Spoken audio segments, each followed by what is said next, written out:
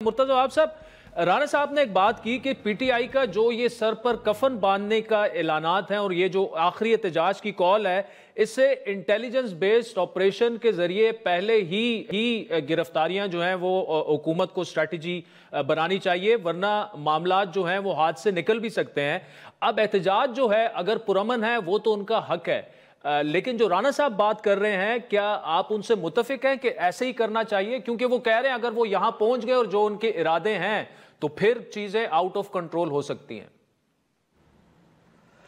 बिस्मिल्लाहिर्रहमानिर्रहीम।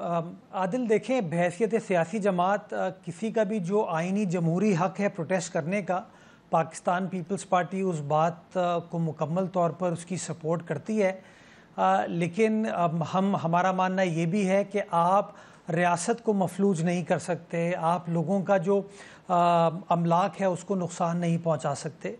तो मैं समझता हूँ एक बैलेंस बनाने की ज़रूरत है। अब वल्ला आलम ये किस बेस पर कफन बेस्ड एहतजाज की बात कर रहे हैं, ये इट्सेल्फ एक इश्तियाल अंगेज़ गुफ्तगू है जो कि पीटीआई की जानिब से की जा रही है। मुझे नहीं पता कि ये स्टेटमेंट को ओन करेंगे नहीं करेंगे आने वाले वक्तों में, बट मैं समझता हूँ स्टेटमेंट इन इट्सेल्फ गैर मुनासिब है। नहीं सर, एक तो गैर मुनासिब तो ये है, लेकिन अगर वो ये कह रहे हैं कि जी घर वालों को कह दिया है कि अगर हम वापस ना आए तो हमारे जनाजे भी पढ़वा दिए जाएं, तो उससे तो राणा साहब का मौकिफ ये है कि ये सिंपली रिफ्लेक्ट ये कर रहे हैं कि ये इनका इरादा क्या है। कौन कह रहा है आदिल?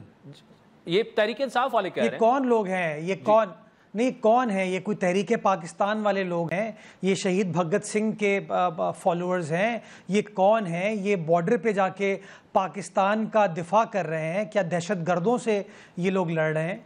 ये मैं बताऊं, ये इनके स्टेटमेंट को इस तरीके से सीरियस लेने की हमें ज़रूरत नहीं है। कभी कुछ कहते हैं, कभी कुछ कहते हैं।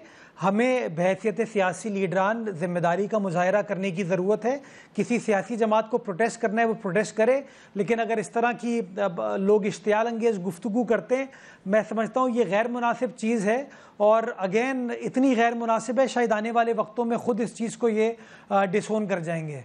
ठीक, अच्छा, दूसरा मुझे ये बताइएगा मुर्तज़ा जवाब साहब के चेयरमैन बिलावल भुट्टो साहब जो हैं, कुछ क़यासराइयाँ ऐसी हैं कि वो शायद नाराज़ हैं नवाज शरीफ, वज़ीर आज़म शहबाज शरीफ साहब से, और उसकी वजह जुडिशल कमीशन में उन्होंने फिर अपना नाम भी वापस ले लिया, और फिर उन्होंने सीसी का इजलास बुलाने की शायद बात की है कि उसमें फिर फैसले करेंगे। एक तो क्या ये नाराज़ी मौजूद है और कितनी सीरियस है, और क्या कोई अदरवाइज भी फैसले हो सकते हैं कि आप हुकूमत के सपोर्ट छोड़ने का भी ऐलान कर दें?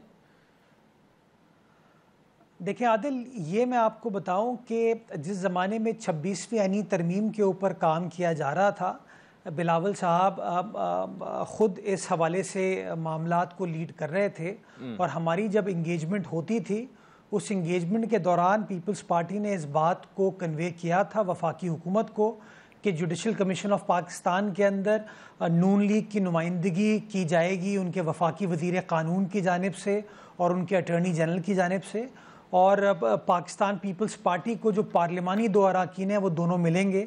और बिलावल भुट्टो जरदारी साहब ने ये बड़ा वाज़े तौर पर कहा था कि मैं ख़ुद बहैसियत मेंबर कौमी असम्बली जुडिशल कमीशन का हिस्सा बनना चाहूँगा। लेकिन बदकिस्मती के साथ जब 26वीं यानी तरमीम पास हुई तो वफाकी हुकूमत का मौक़िफ़ ये था कि एक पार्लियामेंटेरियन आपको मिलना चाहिए और एक पार्लियामेंटेरियन जो है वो नून लीग को मिलना चाहिए, जिसके बाद फिर बिलावल साहब ने मुनासिब नहीं समझा कि वो ख़ुद इस कमीशन का हिस्सा बने, तो एहतजाजन उन्होंने फिर ये फ़ैसला किया कि वो अपने कैंडिडेचर को इस हवाले से विड्रॉ करते हैं।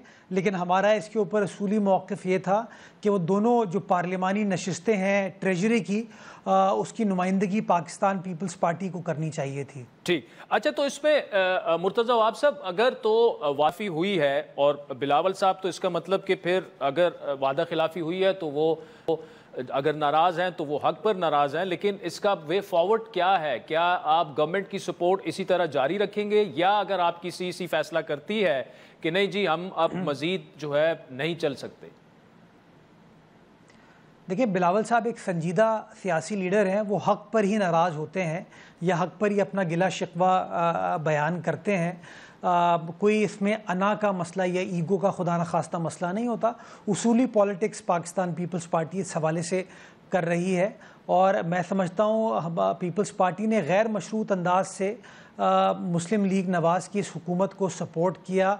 काबीना में कोई पोर्टफोलियो या कोई असाइनमेंट तक हमने नहीं लिया, तो कहीं ना कहीं नेचुरली मायूसी होती है। बहुत सारे हमारे वफाकी हुकूमत के साथ वैसे मसले मसाइल होते हैं जिसमें हम समझते हैं कि जिस तरीके से वफाकी हुकूमत को काम करने की ज़रूरत थी, शायद उस तरीके से उन्होंने काम नहीं किया।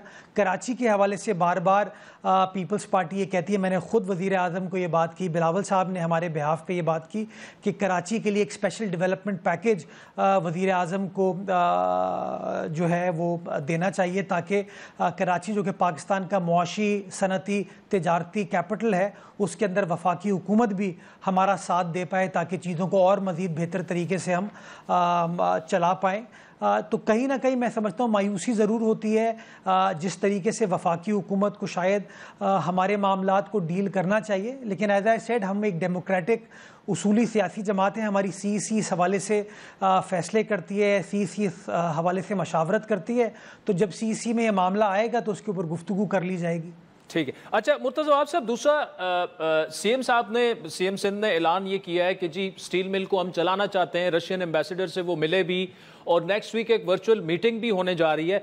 एक तो 600 अरब रुपए सालाना का खसारा है, हज़ारों उनके एम्प्लॉयज़ हैं, प्रोडक्टिविटी तकरीबन ज़ीरो है।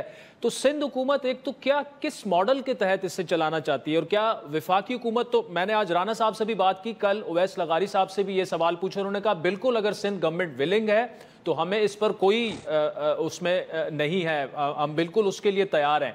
लेकिन कैसे करेंगे आप, मतलब क्वेश्चन मार्क तो ये है। क्या क्या सोच जी वो आप सब आदिल आप फिर होल्ड अवैस लगारी साहब अकाउंटेबल टू द स्टेटमेंट कि उनको कोई एतराज़ नहीं है, क्योंकि होता यही है कि इस तरह की सियासी बातें तो कर जाते हैं, लेकिन जब बाद में इंगेजमेंट स्टार्ट होती है तो हाउएवर बट मोर ओवर वो लगा के कोई ना कोई कैविएट उसके अंदर शामिल कर दिया जाता है। देखिए इसमें दो चीज़ें अहम है। पहली चीज़ जो इसके अंदर सबसे अहम है वो ये है कि स्टील मिल के जो हालात हैं वो 2000 के आगाज़ से ख़राब थे और उस वक्त की हुकूमत ने इसको प्राइवेटाइज़ करने का फ़ैसला किया। 2004-2005 में अगर ये प्राइवेटाइज़ हो जाती तो शायद अरबों रुपए का खसारा भी नहीं होता, शायद जो इस वक्त वहाँ के मुलाजमीन को मुश्किलात हैं वो भी नहीं होती और शायद ज़्यादा बेहतर अंदाज से स्टील मिल के मामलात को चलाया जा सकता। लेकिन इफ्तिखार चौधरी साहब ने अपनी दानिश में उस ज़माने में फ़ैसला किया और मैं समझता हूँ उस फैसले के बाद पाकिस्तान का जो प्राइवेटाइजेशन का प्रोग्राम था वो मुकम्मल तौर पर एक तातुल का शिकार हो गया। वो बिल्कुल जूं का तू रह गया, वो एक पैरालाइज हो गया। उसके बाद आपको कोई प्राइवेटाइजेशन पाकिस्तान में नज़र नहीं आती और ये पाकिस्तान पीपल्स पार्टी का बुनियादी मौक़िफ़ ये है कि जब हमारी मुअज़्ज़ज़ अदालतें किसी न किसी तरीके से इंतज़ामी मामलात में, सियासी मामलात में इंटरवीन करती हैं तो उसका जो नतीजा होता है वो पाकिस्तान के लिए बहैसियत कौम इतना कोई मुस्बित साबित नहीं होता। यही चीज़ स्टील मिल में साबित हुई, यही चीज़ रेंटल पावर कार्की के केस में साबित हुई, यही चीज़ रेकोडिक में साबित हुई। तो मैं समझता हूँ हमें बहैसियत कौम ये फैसला करने की ज़रूरत है कि वो जो separation of powers, trichotomy of powers है ना, उसको किस तरीके से मेंटेन करने की ज़रूरत है। मेरा ये मानना है कि हर इदारा अगर अपने अपने हुदूद में कायम रहते हुए काम करेगा तो शायद इस तरह के परेशानियां हमको फेस नहीं करना पड़ेंगी।